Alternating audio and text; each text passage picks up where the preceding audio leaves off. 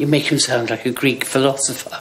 Maggie Smith was more than a star. She was a force. One of Britain's most gifted and recognizable actresses, she carried decades of film, television, and theater on her shoulders with effortless authority. To a younger generation, she became unforgettable as Professor McGonagall in the Harry Potter films, a character audiences didn't just admire, but trusted. When Maggie Smith passed away in 2024 at the age of 89, the world didn't just lose an actress, it lost a presence. Tributes poured in immediately. Co-stars, directors, and admirers all said the same thing in different ways. Maggie Smith was sharp, generous, intimidating in the best sense, and impossible to replace. Her legacy felt loud, public, and unanimous, but one voice was missing, a silence so noticeable it became its own question. That silence belonged to Judi Dench. For months, she said nothing, no statement, no quote, no carefully worded farewell. And for those who knew the depth of their bond, that quiet felt heavier than any tribute. Now, at 91, Judi Dench has finally spoken, and what she shared wasn't polished or performative, it was raw, it was restrained, and it was quietly devastating. So why did Judi Dench wait this long? And what did she finally say about the friend who stood beside her for decades, on stage and off? Stay with us as we unpack the words, the timing, and the grief that took a lifetime to find its voice. Maggie Smith, the pain, power, and private battles behind a legendary career. Before the awards, before the standing ovations, before the reputation that could silence a room with a single look, Maggie Smith was already fighting battles no one applauded.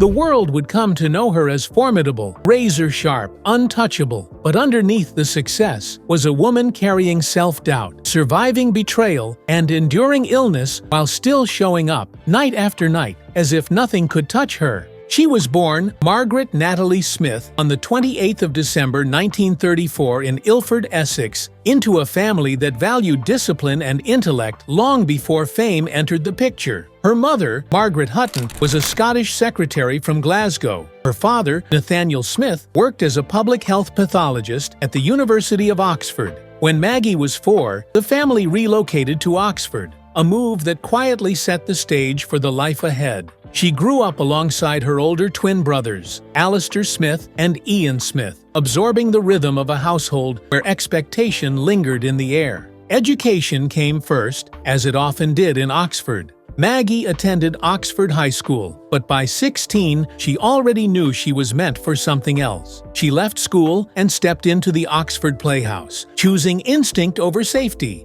ambition over certainty. That decision would define everything that followed. By 1952, just 17 years old, she was already on stage as Viola in Twelfth Night, performing under the auspices of the Oxford University Dramatic Society. From there, the work came steadily, not glamorously, but relentlessly. Productions rolled into one another: Cinderella, Rookery Nook, Cakes and Ale, The Government Inspector. Each role sharpened her instincts, each performance tightening her grip on the craft. That same year, television entered her life through Oxford Accents, produced by Ned Sharon, giving her an early taste of the screen without pulling her away from the stage that grounded her. Broadway followed in 1956, when she crossed the Atlantic to appear in New Faces of 56 at the Ethel Barrymore Theatre. For months, she slipped in and out of multiple roles, proving her range long before critics began using that word about her. A year later, she shared the stage with Kenneth Williams in the musical comedy Share My Lettuce, a partnership that would repeat itself and help solidify her presence in British theatre. Recognition came sharply in 1962, when Maggie won the first of what would become a record 6 Evening Standard Best Actress Awards for The Private Ear and The Public Eye.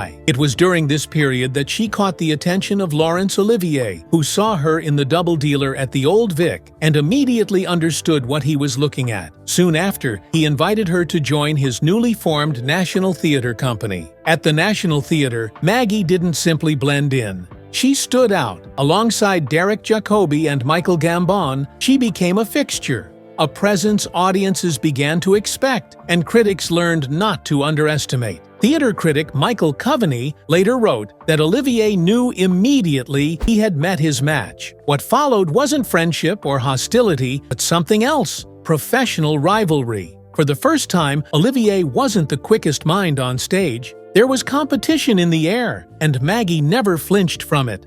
That tension reached a disturbing moment during a 1964 production of Othello, when Olivier struck her across the face during a performance, knocking her unconscious. Years later, she would recall the incident with restraint rather than bitterness, revisiting it on The Graham Norton Show and again in the documentary Nothing Like a Dame. The moment never defined her, but it revealed the environment she was navigating. Brilliant, demanding, and often brutal. Still, she kept working. She appeared opposite Olivier again in The Recruiting Officer and later in Ibsen's The Master Builder, refusing to shrink herself in the aftermath of anything. In 1967, her Beatrice in Much Ado About Nothing, directed by Franco Zeffirelli, made history in a quieter way. The television recording was believed lost for decades until a copy resurfaced in the Library of Congress in 2010, a reminder that her legacy was always larger than what people thought they could see. Film had been circling her for years. Her first appearance came uncredited in Child in the House in 1956, a blink-and-you-miss-it moment that meant everything behind the scenes. By 1959, she earned her first BAFTA nomination for Nowhere to Go, marking the beginning of what would become 18 nominations over her career. Roles followed in The VIPs, Go to Blazes, The Pumpkin Eater, Young Cassidy, and The Honey Pot, each one expanding her screen presence without softening her edge. Her performance as Desdemona in Othello earned her an Academy Award nomination and placed her firmly in the cinematic conversation. She worked alongside giants, absorbed the pressure, and never diluted herself to fit expectations. By the time Oh, What a Lovely War arrived in 1969, Maggie Smith was no longer emerging. She had arrived. Then came the prime of Miss Jean Brodie, the role that changed everything, the performance that silenced doubt. Winning the Academy Award for Best Actress didn't transform her. It confirmed what the stage had known all along. Critics called the performance technically stunning, emotionally distant, and utterly commanding. It was Maggie at her sharpest, controlled, layered, and unforgettable. And yet, even at the height of her rise, the personal battles never disappeared. The success didn't erase the self-doubt. The accolades didn't shield her from illness. The applause never told the full story. Maggie Smith became a star by enduring, not escaping. And it's that resilience that would shape everything she became afterward. Because what followed wasn't a chase for relevance or reinvention. It was something rarer. Time passed, the industry shifted, new generations arrived, and Maggie Smith stayed exactly where she was, steady, unbothered, unmistakable. By the time the world was ready to meet her all over again, she no longer needed to prove anything. Her presence alone did the work. Why Maggie Smith was the only choice for McGonagall and the legend she became after. By the time Maggie Smith reached the point where her name alone carried weight, the industry had already learnt something important about her. She didn't chase roles, roles came looking for her. So when Harry Potter began its long journey from beloved book series to film phenomenon, the casting conversation didn't take long to circle back to one unavoidable conclusion. For J.K. Rowling, there was never any doubt. Rowling had a dream cast in mind from the very beginning, and she made only two specific requests to the filmmakers. One was Robbie Coltrane as Hagrid. The other was Maggie Smith as Professor Minerva McGonagall. No shortlist, no audition carousel, just certainty. To Rowling, Maggie Smith already was McGonagall. Director Chris Columbus immediately understood why. He later explained that she possessed exactly what the character required. A rare blend of sweetness and stature. McGonagall needed authority without cruelty, warmth without softness, and discipline without detachment. Maggie Smith had been playing women like that her entire life, often without saying much at all. The filmmakers listened to Rowling, and the decision was sealed. Across 7 of the 8 Harry Potter films, Maggie Smith anchored Hogwarts with a quiet steadiness. She didn't dominate scenes through volume or spectacle. She commanded them through presence. To audiences, McGonagall became the adult you trusted, the one who enforced rules but knew when to bend them, the one who watched closely, judged carefully, and protected fiercely when it mattered most. And yet, despite the praise that followed, Maggie Smith never pretended the role fulfilled her creatively. She admitted openly that working on the films wasn't especially satisfying as an acting challenge. It wasn't theater. It didn't stretch her in the ways she valued most. But that honesty never carried bitterness. What the franchise gave her instead was something quieter and more personal. It gave her a shared world with her grandchildren, a bridge between generations, and a chance to be part of something that lived beyond the screen and into family memory. What few people fully grasped at the time was what she was enduring while filming. During Harry Potter and the Half-Blood Prince, Maggie Smith was undergoing intensive chemotherapy for breast cancer. The treatment left her horribly sick, physically depleted, and exhausted. Still, she showed up. Still, she stood in front of the camera, composed and unwavering, embodying a character defined by resilience while privately fighting for her own health. When she later made a full recovery, it felt less like a revelation and more like confirmation of what had always been true about her. She endured quietly. She carried on. And just as McGonagall settled into cultural immortality, Maggie Smith did something few actors ever manage. She became iconic all over again. From 2010 to 2015, she stepped into the role of Violet Crawley, Dowager Countess of Grantham in Downton Abbey. Where McGonagall was restraint and moral steel, Violet Crawley was wit, sharpened to a blade. The performance earned Smith 3 Primetime Emmy Awards, a Golden Globe, and 4 Screen Actors Guild Awards. Yet it never felt like a victory lap. It felt deliberate, exacting, alive. In a March 2015 interview with Joe Utice for the Sunday Times, Smith announced that the 6th season of Downton Abbey would be her last. There was no spectacle in the announcement, no sentimentality, just a decision, delivered with the same clarity she brought to every role. The season would, in fact, be the final one. By this point, Maggie Smith had completed a rare arc. She had moved from classical theater to global fantasy, from intimate drama to mass cultural touchstones without ever losing herself in the process. Each chapter built naturally on the one before it, and through it all, she remained exactly who she had always been: unshowy, unyielding, entirely unforgettable.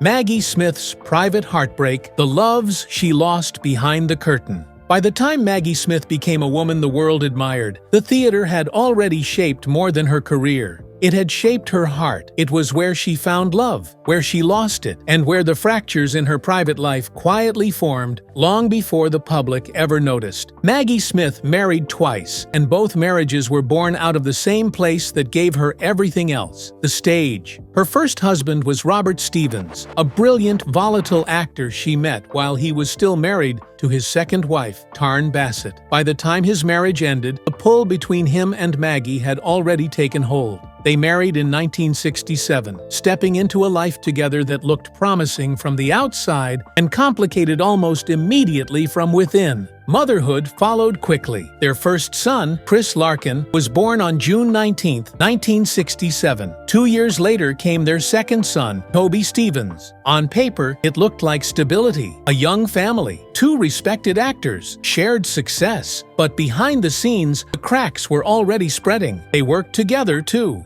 In 1969, Maggie Smith starred in The Prime of Miss Jean Brodie, the performance that earned her her first Academy Award. Robert Stevens appeared alongside her. They shared the screen again in Travels with My Aunt in 1972.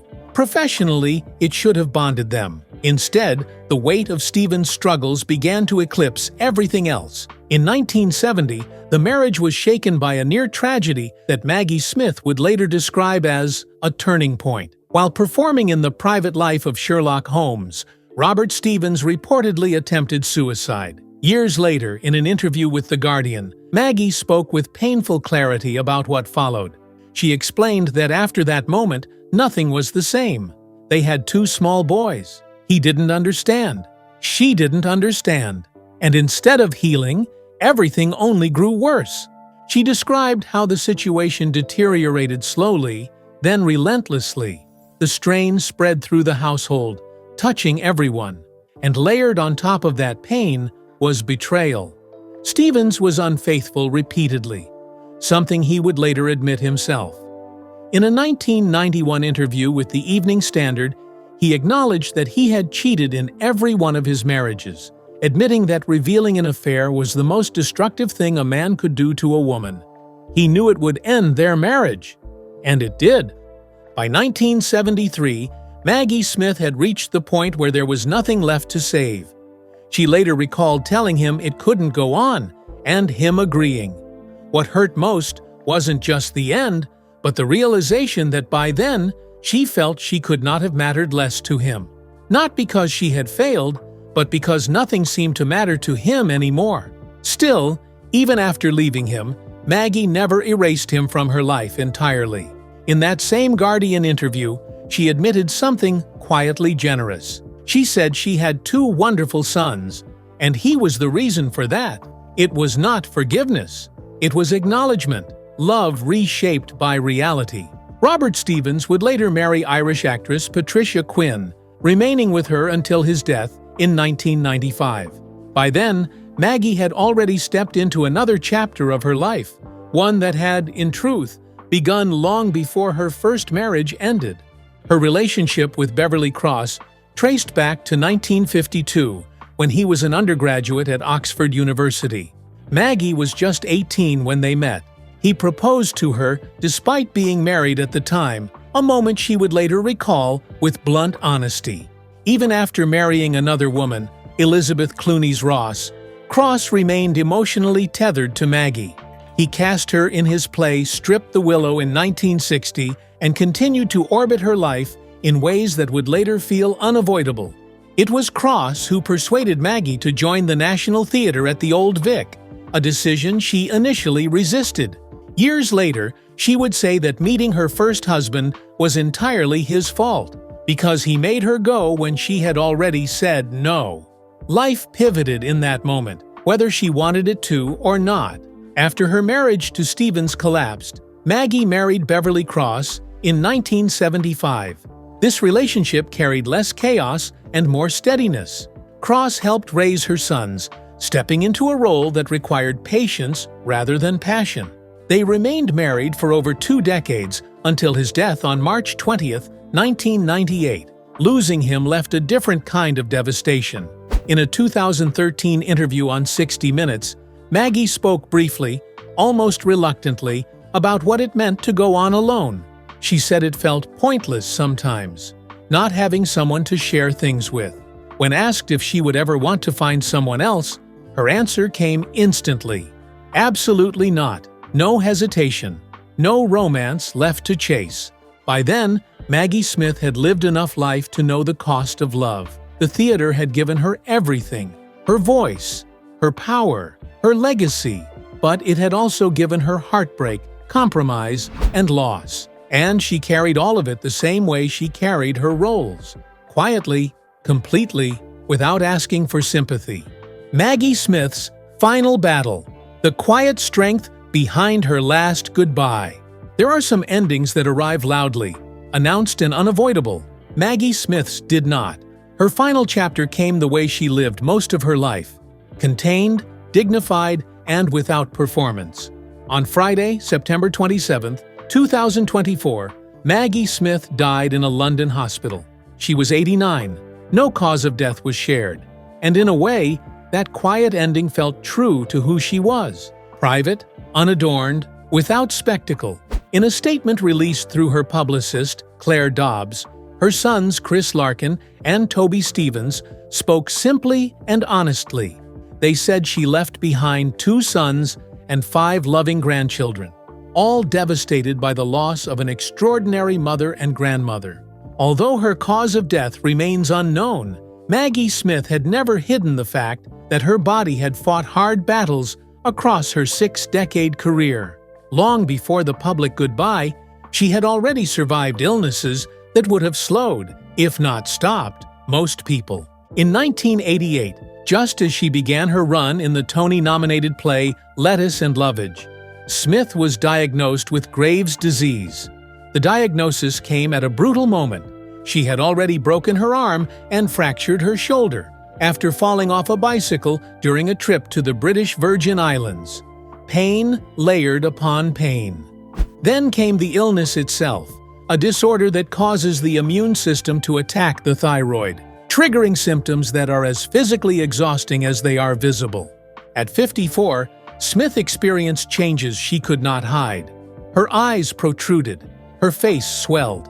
Fatigue, tremors, and heart palpitations followed. Medication and sheer determination allowed her to complete her year-long theater contract, missing only one performance, but the physical effects lingered. In 1990, the New York Times reported that the facial disfigurement was not improving. For an actress whose face had long been one of her most expressive tools, the loss of control over it was deeply unsettling. After the play ended, Smith withdrew from public life for nearly a year. She underwent radiation, corrective surgery around her eyes, and rehabilitation for her injured arm, swimming her way back toward strength. Looking back, she described the period as a fog of despair. She spoke about the misery of the broken arm, the pressure of the play, the fear of letting people down, and the shock of no longer recognizing herself in the mirror. She didn't know where to turn, and yet somehow she did. Years later, another blow arrived. While filming Harry Potter and the Half-Blood Prince, Smith felt a lump in her breast. At first, she brushed it aside. She had felt one before, years earlier, and it had been benign. She assumed this would be the same. It wasn't. Diagnosed with breast cancer, she was suddenly facing the future with a kind of honesty that strips everything bare. She admitted that the diagnosis took the wind out of her sails. At her age, she didn't pretend optimism came easily. She spoke openly about uncertainty, about not knowing how much time remained or what shape the rest of her life would take. Treatment followed. 2 years of chemotherapy and radiation. Smith did not romanticize any of it. She called the treatment hideous, saying it felt worse than the cancer itself. She described being so sick, she had to cling to railings, unsure if she could go on. On set, she wore a wig.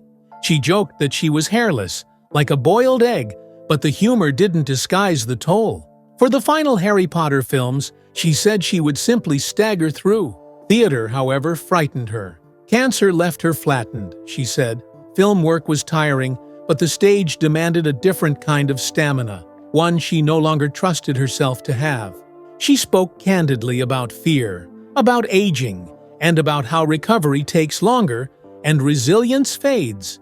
Still, when treatment ended, she endured once more. After 2 years, she was declared cancer-free, a fact later reported by the BBC. Even in later years, her body continued to ask for patience.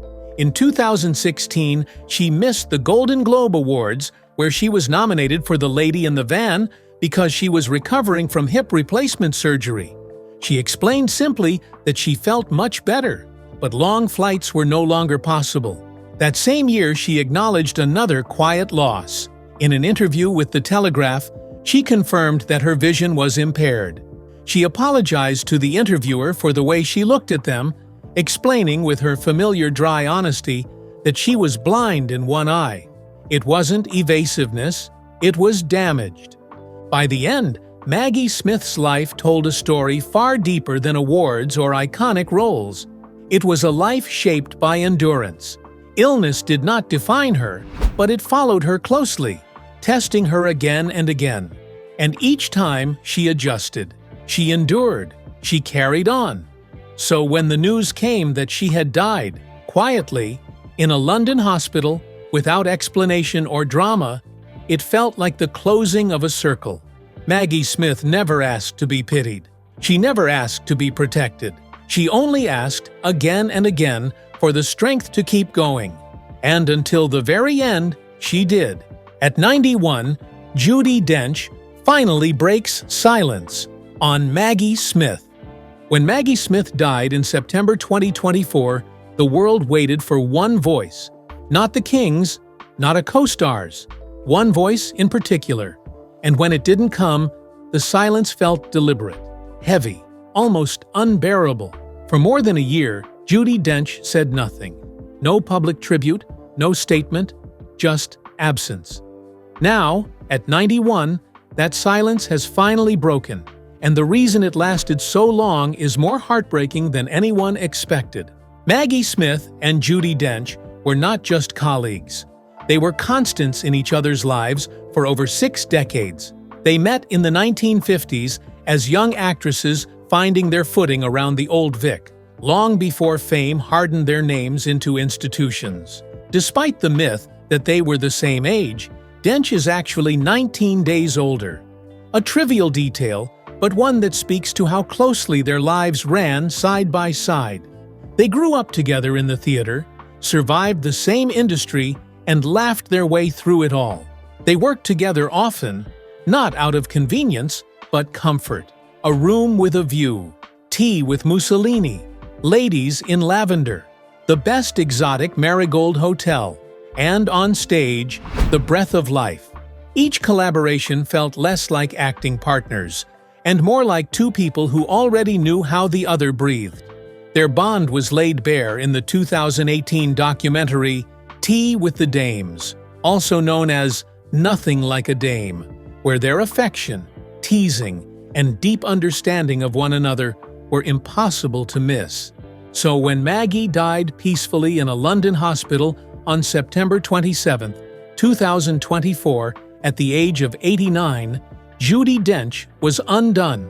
A week later, at the Cheltenham Literature Festival, she was asked about Maggie's death, alongside the loss of another close friend, Barbara Leigh Hunt. Dench tried to answer. She couldn't. She began to speak about grief, about the strange energy it creates, and then her voice collapsed. The words never came.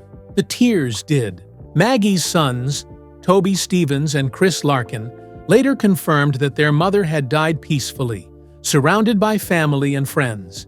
They reminded the world that she had lived with immense strength, surviving breast cancer, Graves' disease, and years of physical decline, all while continuing to work. Judi Dench knew all of that. She had watched it up close. That kind of grief doesn't lend itself to sound bites. In 2024, Dench revealed how she honors the people she loves. At her home in Surrey, she plants trees for her friends who have passed. On the day of Maggie Smith's funeral, her gardener found a single crabapple on the tree Dench had planted in Maggie's memory. She carried it in her pocket to the service. Something small, private, enough. Her forest holds tributes to friends like Alan Rickman, Helen McCrory, Natasha Richardson, and Stephen Sondheim. Maggie now stands among them, rooted quietly, growing where words failed.